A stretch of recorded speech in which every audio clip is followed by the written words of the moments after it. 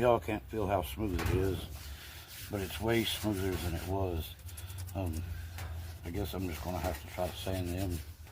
I don't know, that'll be the bottom of it, I guess. I can hopefully fill these cracks with some kind of food safe resin. I'm not sure. If you've got any ideas, let me know, because I have no clue. I'm going to have to research a bunch of stuff or something, but for now, this is what I'm doing. Like and subscribe. Give me some ideas. But, y'all have a good day. Stay blessed, stay up, stay happy. Like and subscribe. I'll see y'all when I do some more. Thanks for watching.